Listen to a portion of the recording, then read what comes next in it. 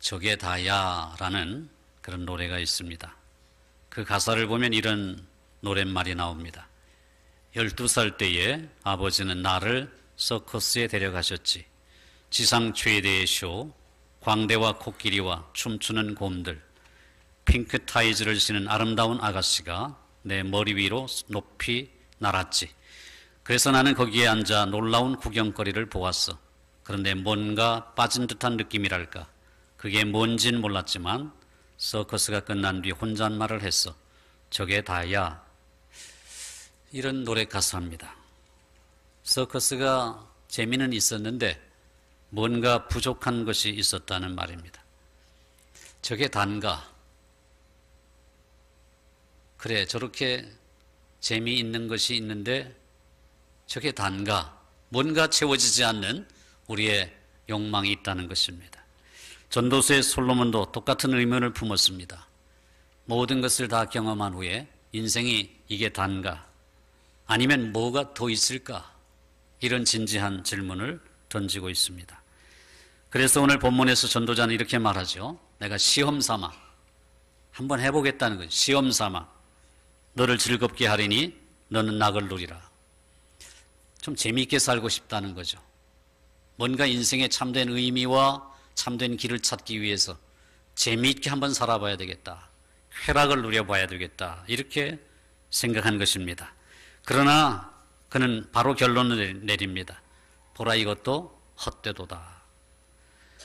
전도자는 쾌락을 추구해 보았으나 그것도 헛되다는 사실을 깨달았습니다. 웃음 참 좋은 것입니다. 근데 웃음도 미친 것이라고 했고, 희락, 기쁨이라는 거죠. 기쁨도 참 좋은 것인데 그것조차도 아무런 소용이 없다는 것입니다. 그래서 마음으로 깊이 생각하기를 인생의 진정한 즐거움이 술에 있는가 하여 술로 육신을 즐겁게 해보았다는 것입니다. 그러나 그의 결론은 술도 진정한 즐거움을 가져다 주지 못한다는 사실을 깨달았습니다. 솔로몬이 쓴 또 다른 성경책인 잠언 20장 1절에서 그는 이렇게 말합니다. 포도주는 거만하게 하는 것이요 독주는 떠들게 하는 것이라. 이에 미혹되는 자마다 지혜가 없느니라. 술을 마시게 되면 사람이 교만해진다는 겁니다. 또 술을 마시게 되면 말이 많아진다는 겁니다. 그리고 술을 마시는 일은 미련한 일이라는 것입니다. 지혜가 없다. 저는 평생토록 지금까지 술을 단 한 잔도 입에 대본 적이 없어서 제가 어떤 것인지 잘 모릅니다. 근데 사람들이 하는 말을 들어보면 술은 일시적으로 인생의 괴로움을 잊어버리는 수단이 될 수 있지만 술에서 깨어나면 그것뿐이라는 겁니다. 상황이 바뀐 것은 아무것도 없습니다. 술이 술을 불러서 더 많은 술을 찾게 된다는 것이죠. 그러나 그런 술도 헛되다는 것입니다. 전도서의 솔로몬은 그 모든 쾌락, 즐거움을 움켜쥐었지만 여전히 빈손이라는 겁니다. 인생에는 수많은 쾌락이 있고 전도자인 솔로몬 왕은 그 대부분을 경험해 볼 만큼 부유하고 부족함이 없었습니다. 많은 사람들이 소원하는 것이 뭡니까? 노년이 되어서 안락한 삶을 꿈꾸고 살아갑니다. 열심히 돈을 벌죠. 피곤한 줄도 모르고 하여튼 죽도록 돈을 법니다. 아름다운 집들을 짓고 싶고요. 과수원도 지어보고 싶고 또 많은 종들도 부리고 싶습니다. 솔로몬도 해봤습니다. 아름다운 집들을 지어봤어요. 포도원들을 일구어 봤습니다. 여러 정원들도 만들어 보았어요. 과수원을 만들고 각종 과실수도 심어 보았습니다. 물론 자기가 하는 일이 아닙니다. 종들이 다 해주는 일입니다. 그러니 편한 것이죠. 자기는 누리기만 하면 되니까요. 삼림에 우거진 숲에 물을 주기 위해서 저수지를 팠습니다. 여기에 나오는 이런 명사들은 전부가 다 복수형입니다. 한 채의 집이 아닙니다. 여러 채의 집들이고 한 개의 포도원이 아니라 여러 개의 포도원이고, 한 개의 정원이 아니라 여러 개의 정원입니다. 과수원도 여러 개입니다. 과실수들 많습니다. 그리고 저수지들 많습니다. 심지어 남녀노비들을 돈을 주고 샀습니다. 일이 많으니까요. 종들, 자녀를 낳을 만큼 대를 이어서 일할 종들을 많이 부리고 있었습니다. 그리고 누구보다도 많은 소떼와 양떼가 있었습니다. 은금보화, 말할 것도 없습니다. 노래하는 사람들이, 남녀들이 있었습니다. 심지어 사람들이 기뻐하는 처첩들도 많이 두었습니다. 솔로몬 시대의 번성에 대해서는 열왕기상 4장과 11장에 아주 잘 나타나 있습니다. 매일같이 요리사들이 산의 진미를 만들어냅니다. 성경은 그 일단을 보여주죠. 매일 요리사들이 왕의 주방에서 살진 소 10마리를 잡습니다. 하루 만에 말이에요. 하루에. 초장의 소 20마리를 잡습니다. 양은 100마리를 잡고요. 그 외에 수사슴, 노루, 암사슴, 살찐 새들, 이런 것들을 잡아가지고 산의 진미를 만들어냅니다. 열왕기상 4장 23절 말씀이에요. 두말할 필요도 없이 솔로몬의 부는 엄청났습니다. 은금, 주변에 있는 왕들이 소유한 보화들, 여러 지방의 보물들, 그 모든 사람들이 솔로몬에게 공물로 바쳤습니다. 전문적인 남녀 노래꾼들이 집안까지 들어와서 그를 즐겁게 했습니다. 악기를 연주하고 노래를 불러주었습니다. 또한 왕의 규방에는 열왕기상 11장 3절을 보면 후궁이 700명이었고 첩이 300명이었습니다. 이들이 왕을 즐겁게 했습니다. 왕은 1000명을 데리고 살았습니다. 그러나 이것 때문에 솔로몬은 하나님을 떠났습니다. 망했습니다. 그것이 성경의 가르침이죠. 그래서 솔로몬은 이렇게 고백합니다. 결론적으로 솔로몬은 이렇게 요약하죠. 9절과 10절입니다. 내가 이같이 창성하여 나보다 먼저 예루살렘에 있던 모든 자들보다 더 창성하니 내 지혜도 여전하다. 지혜가 쇠함이 없어요. 무엇이든지 내 눈이 원하는 것을 내가 금하지 아니하며 무엇이든지 내 마음이 즐거워하는 것을 내가 막지 아니하였다. 무슨 말씀입니까? 원하는 것을 볼 때마다 소유했고요. 육체적 쾌락에 탐닉하게 하는 유혹이 찾아올 때마다 거기에 빠져들었습니다. 시각적으로 즐거운 일, 마음에 만족감을 주는 그 어떤 것도 그는 거부하지 않았습니다. 누렸다는 것입니다. 술이면 술, 여자면 여자, 노래면 노래, 황금보화면 황금보화. 이 전도서의 솔로몬은 당시의 사람들뿐만 아니라 요즘 세속적인 사람들이 갖고 싶어하는 모든 것을 가졌습니다. 요즘이라면 그의 얼굴이 미국의 그 유명한 경제 잡지인 포춘지의 표지에 등장했을 것입니다. 세계 최고의 부호라고 말이죠. 뿐만 아니라 솔로몬의 집은 세계에서 가장 유명한 건축물로 이름이 났을 것입니다. 세계 최고의 팝스타가 생일 잔치에 와서 노래를 부르고 세계적인 슈퍼모델이 그에게 구애를 했을 것입니다. 이런 남자를 조금도 부러워하지 않을 만큼 자신 있는 사람은 거의 없을 것입니다. 누군들 왕처럼 이렇게 살고 싶지 않겠습니까? 솔직히 말해서 만약 기회가 주어진다면 솔로몬이 누렸던 이런 것들 다는 아니더라도 일부만이라도 경험해 보고 싶지 않겠습니까? 날 대신해서 누군가가 온갖 굳은 일을 다 해주고 왕처럼 떠받들고 왕비처럼 떠받들어주면 좋지 않겠습니까? 그러나 실상 따지고 보면 죄악되고 이기적인 욕망에 탐닉할 수 있는 기회는 우리에게도 솔로몬만큼이나 많습니다. 어쩌면 그 옛날 솔로몬이 우리를 부러워할지도 모르죠. 물론 우리가 솔로몬이 가진 지혜나 솔로몬이 가진 금은 보화 없을 수 있습니다. 그러나 솔로몬이 갖지 못했던 것들 우리 많이 갖고 있습니다. 자동차, 컴퓨터, 휴대폰, 텔레비전, 전축, 에어컨, 냉장고, 이런 것들은 솔로몬은 없었습니다. 물론 상대적인 것이죠. 어쩌면 솔로몬이 먹었던 산의 진미보다 우리는 멋진 호텔에 있는 뷔페 식당에 가서 솔로몬보다 더 화려한 음식을 먹고 즐기는지도 모릅니다. 더 다양한 음악을 듣고 더 많은 책들을 사서 읽을 수 있습니다. 물론 이런 것들에 접근하기가 어려운 사람들도 많은 것을 압니다.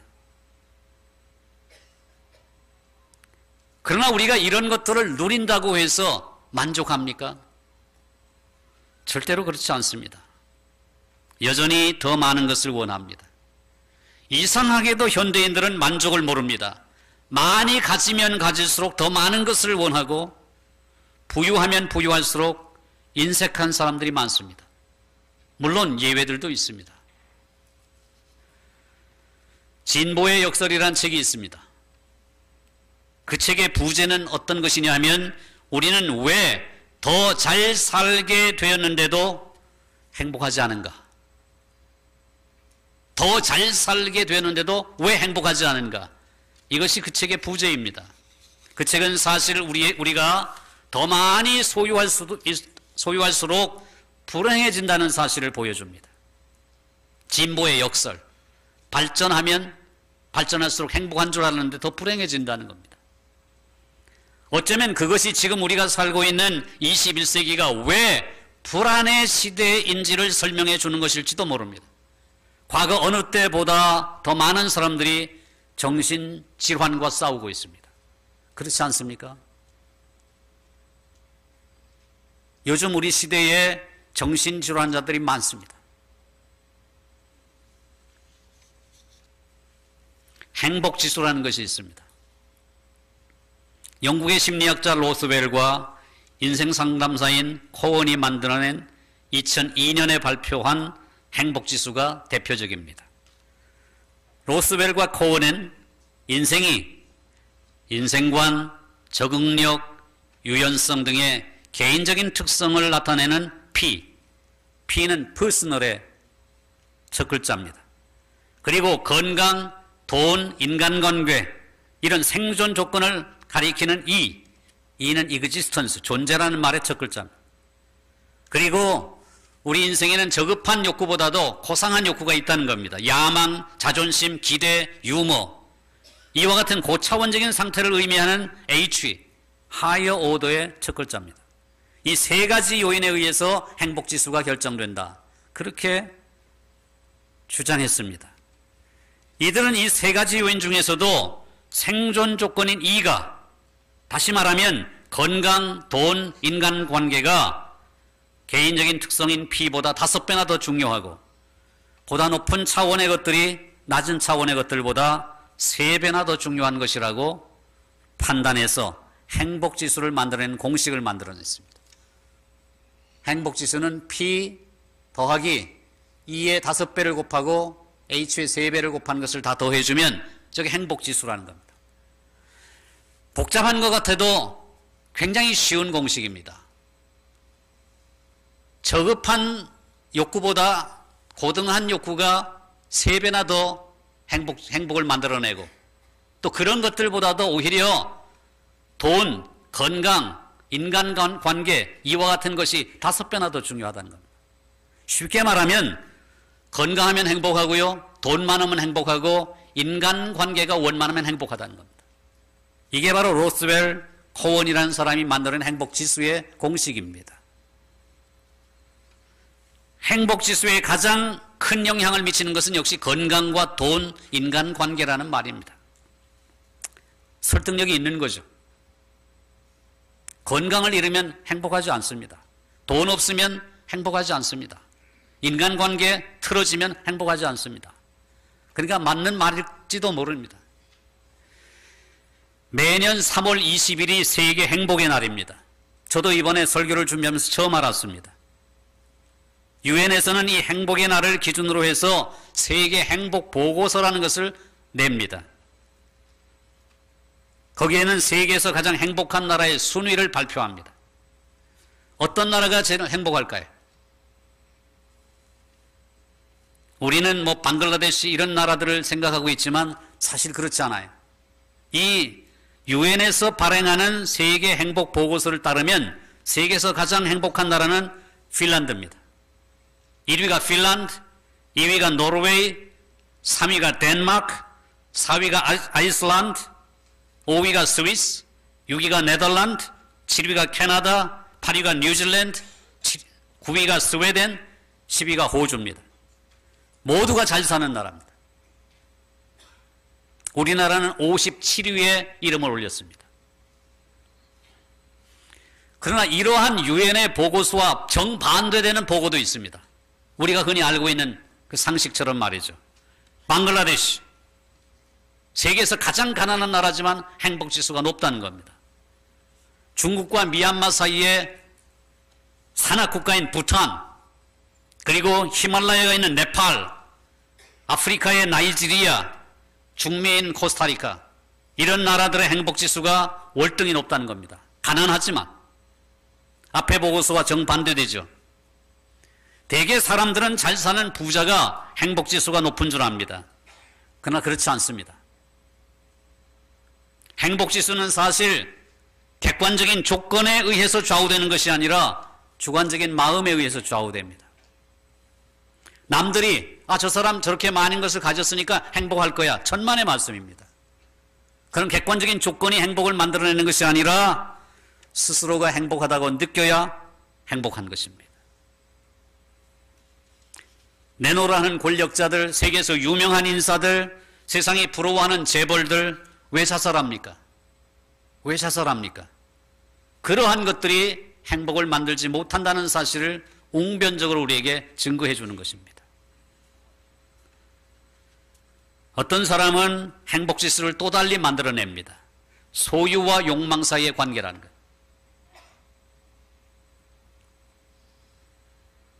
공식으로 만들면 소유를 욕망으로 나누는 것입니다. 예를 들어 볼까요? 욕망이 20인 사람이, 이만큼 20인 사람이 소유를 10만 가지고 있으면 욕망을 채우지 못하잖아요. 20의 욕망이 있는데 10밖에 없다 그러면 그게 이 행복지수가 50%입니다. 0.5예요. 욕망은 이만큼 되는데 가진 것이 10밖에 없으니까. 근데 보십시오. 욕망이 5밖에 없다면. 욕심이 없어요. 5밖에 없어요. 그런데 소유가 10이면 행복지수는 200%입니다. 이걸 뭘 말해줍니까? 소유가 많으면 행복지수가 높습니다. 사실. 그런데 욕망이 적으면 적을수록 행복지수가 또 높아집니다. 소유가 많아진다는 것은 쉬운 일이 아닙니다. 우리가 가장 쉽게 할 수 있는 욕망을 줄이는 것이죠. 욕망을 줄이면 줄일수록 행복지수는 높아집니다.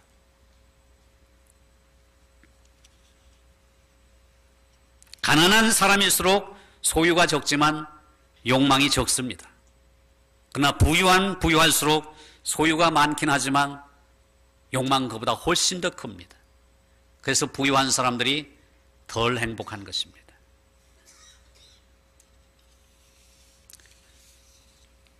요즘 동네에서 잘 팔리는 책 중에 죽고 싶지만 떡볶이가 먹고 싶어라는 책이 있습니다. 재밌죠? 죽고 싶지만 떡볶이가 먹고 싶어. 작가가 누군가 했더니 30살 아가씨입니다. 여성 작가예요. 가벼운 우울 증상이 계속됩니다. 그냥 심각한 우울증이 아니라 계속 우울한 것입니다. 경미한 우울 증상이 계속됩니다. 정신과 의사는 그것을 기분 부전장애라고 합니다. 기분 부전장애. 그래서 이 작가가 정신과 의사하고 12주 동안 계속 만남을 갖습니다. 그 과정을 쓰고 있는 책이 죽고 싶지만 떡볶이가 먹고 싶어라는 책입니다. 책의 제목에서 알 수 있듯이 사람들은 죽기 직전까지도 자기가 좋아하는 것을 결코 포기하지 않습니다. 죽기 직전까지도 자기가 좋아하는 것을 결코 포기하지 않습니다. 죽고 싶지만 자기가 가장 좋아하는 음식인 떡볶이만은 포기할 수 없다는 것은 그만큼 사람들이 자기 만족과 쾌락을 추구하는 존재라는 사실입니다. 문제는 우리의 속성이 전도자 솔로몬이 간파한 대로 만족을 모른다는 데 있습니다. 행복한 일이 생겨도 시간이 지나면 익숙해져서 또 다른 것을 욕망하게 되는 현상, 이것이 우리에게 있습니다. 저는 어린 시절에 학창 시절 말이죠. 초, 중, 고등학교 시절. 제 공부방이 하나 있으면 소원이 없겠다고 생각했습니다. 단칸방에서 6식구가 늘 복작거리면서 살았습니다. 공부할 분위기가 전혀 안 되는 거예요. 저녁이 되면 난 공부해야 되는데 식구들은 전부가 다 잠을 자야 됩니다. 어떻게 합니까? 벽에다가 이렇게 실형을 매놓고 희미한 불을 켜놓고 저 혼자 공부를 합니다. 아래선 다 잠을 자고요. 5식구가. 그러니까 제 평생 소원은 공부방 하나 있는 것이죠. 그것만 있으면 소원이 없다고 생각했습니다. 그 소원이 이루어졌습니다. 33살에요. 결혼한 이후에 행복했습니다. 제 공부방이 생겼습니다. 너무 행복했어요. 제가 뭐라고 했다고요? 공부방 하나만 있으면 소원이 없겠다. 천만에요. 3개월도 못 돼서 또 소원이 생겼습니다. 방이 하나만 더 있으면 좋겠다. 좁으니까. 방이 하나 더 생겼습니다. 소원이 없어요? 좀 넓으면 좋겠다. 여러분, 뭐뭐만 하면 소원이 없겠다는 말은 거짓말입니다.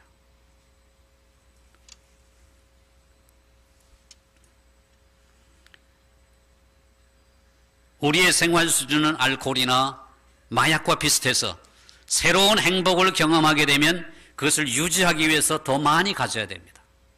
관성이 붙어요. 일종의 쳇바퀴를 타는 셈입니다. 행복을 유지하려면 계속해서 쾌락이란 쳇바퀴를 굴려야 한다는 것입니다. 하버드 대학교의 심리학 교수인 데니얼 길버트는 로또에 당첨된 사람들을 연구했습니다. 로또가 주는 행복의 효과가 얼마나 지속될까? 평균 3개월입니다. 3개월간 행복했습니다. 3개월이 지나면 그 행복감이 사라집니다. 허무함을 느낍니다. 돈도 별것 아니다. 오히려 돈이 있어서 더 괴롭습니다. 출세의 꿈을 이룬 사람, 사법고시에 합격하면 더 이상 행복이 없겠다. 그러죠. 합격해 보십시오. 그 다음에 얼마나 치열한 경쟁이 벌어지는지 말이죠. 사법시험에 합격해서 사법연수원에 들어가서 거기서 졸업하는 친구들, 수료하는 친구들 중에 절반이 잡을 못 구한다고 합니다. 사법시험에 합격하면 모든 것이 주어질 줄 알았죠. 천만의 말씀입니다. 서울대요? 합격해 보세요. 더 심한 경쟁이 시작됩니다.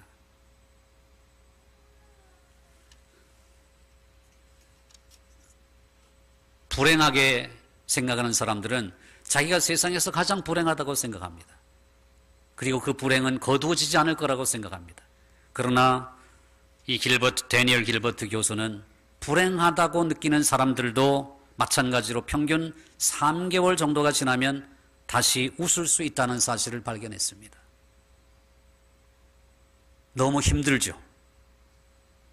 세월이 약이라는 말이 있습니다.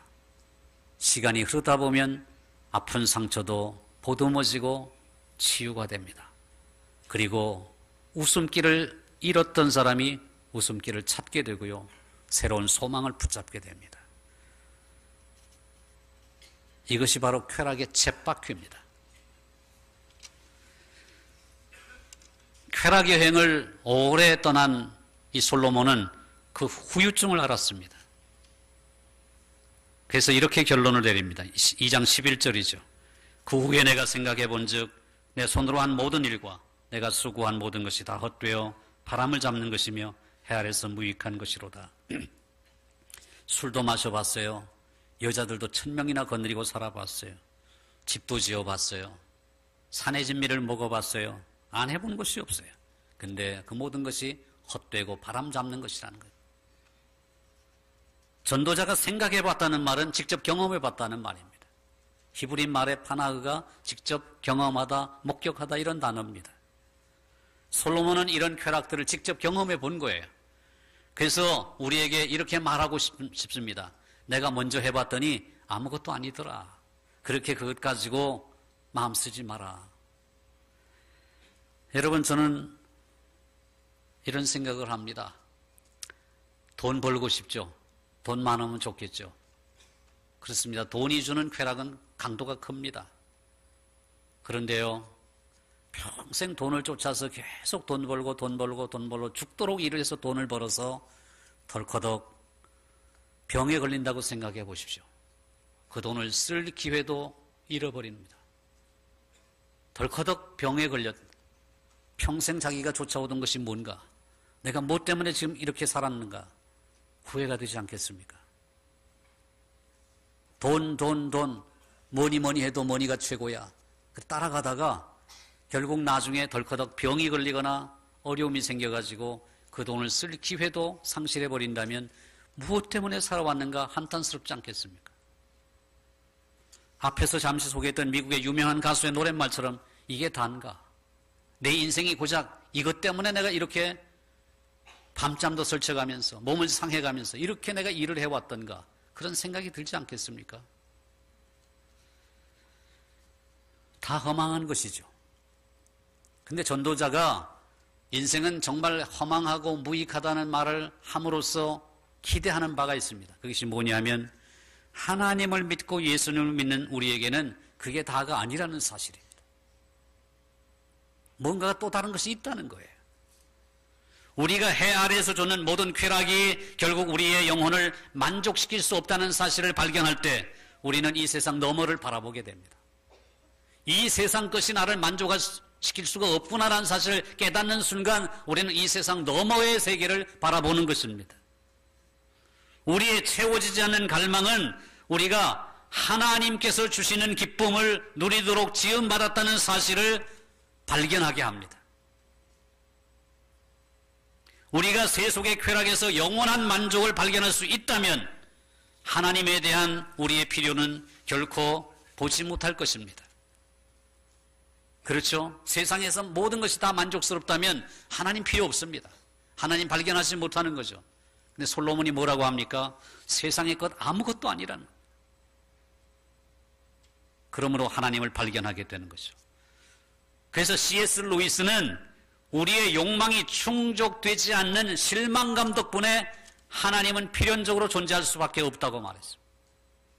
우리의 욕망이 충족되지 않는 필연성, 그 사실 때문에 하나님의 존재론적 증명이 있을 수밖에 없다는 거예요. 하나님은 존재하실 수밖에 없다는 거죠. 전도서가 성경 속에 있는 이유가 바로 그것입니다. 진정한 행복, 진정한 즐거움은 오직 하나님과 관계가 있을 때에만 의미가 있다는 사실을 우리에게 가르쳐주는 것입니다. 석 주 동안 전도서를 묵상하면서 여러분들은 무슨 생각을 하고 계십니까? 너무 우울하다. 너무 우울하다. 왜 이렇게 어두운 설교를 자꾸 하실까? 여러분, 솔로몬이 우리에게 의도하는 바가 그것입니다. 그러나 전도자가 우리에게 의도하는 것은 우리를 낙심시키거나 우울하게 만들려는 것이 아닙니다.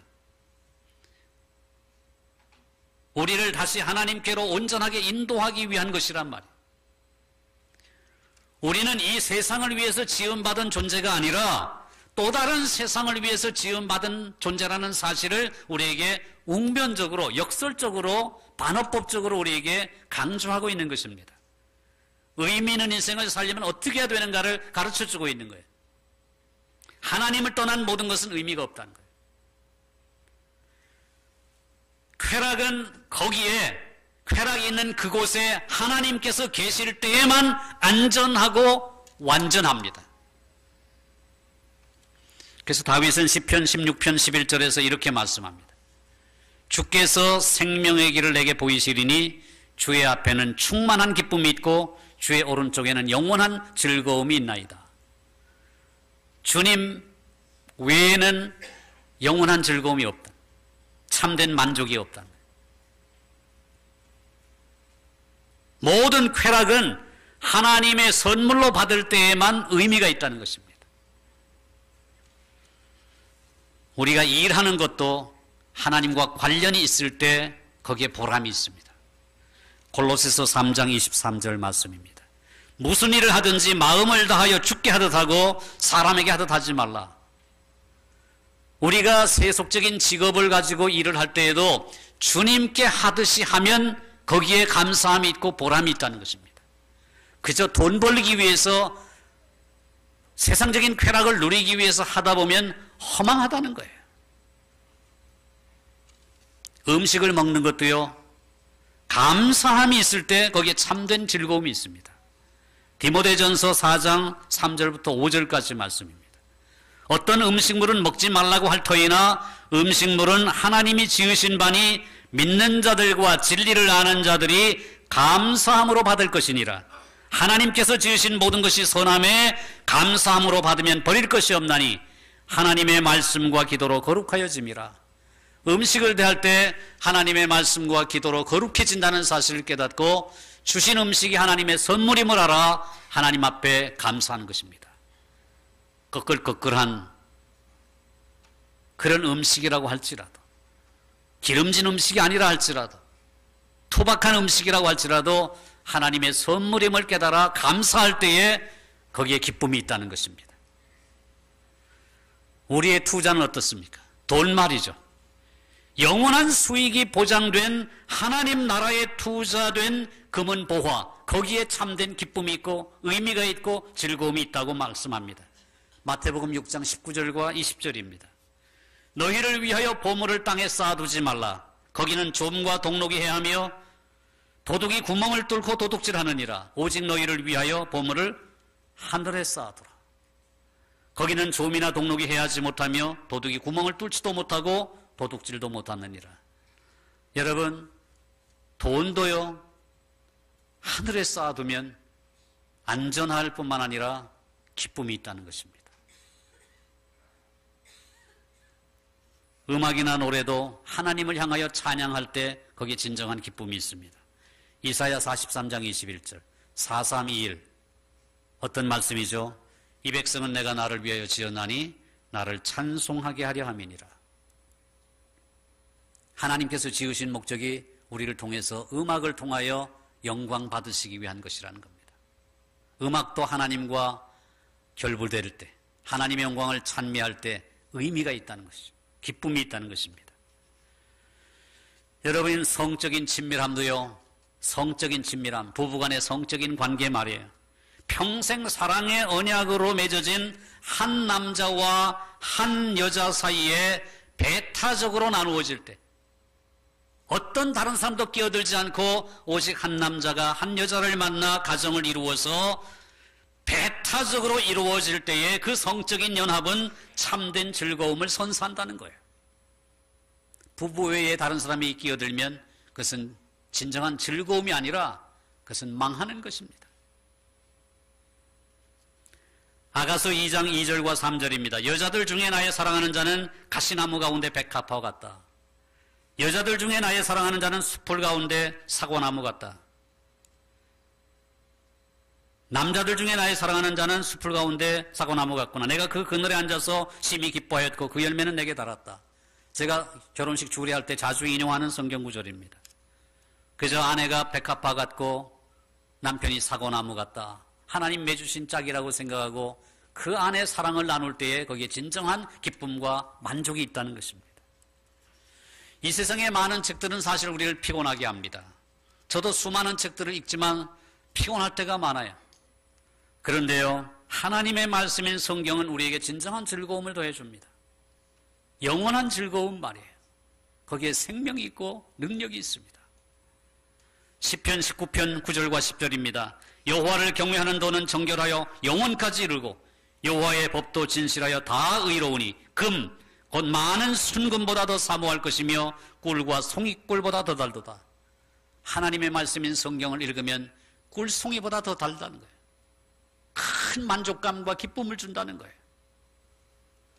사랑하는 성도 여러분, 새 2019년을 맞이해서 올 한 해 동안 여러분은 과연 어떤 즐거움을 누리고 싶습니까? 며칠 전 예레미야서를 묵상하다가 이런 말씀을 정말 새삼스럽게 발견했습니다. 예레미야 22장 16절 말씀입니다. 가난한 자와 궁핍한 자를 변호하고 형통하였나니 이것이 나를 알미 아니냐 여호와의 말씀이니라. 기가 막힌 말씀을 발견했어요. 하나님을 아는 것이 무엇이냐 하면 가난한 자, 궁핍한 자를 돕는 거라는 거예요. 하나님을 아는 것이 무엇이냐? 가난한 자, 궁핍한 자를 변호하는 것이라는 거예요. 그게 여호와의 말씀이에요.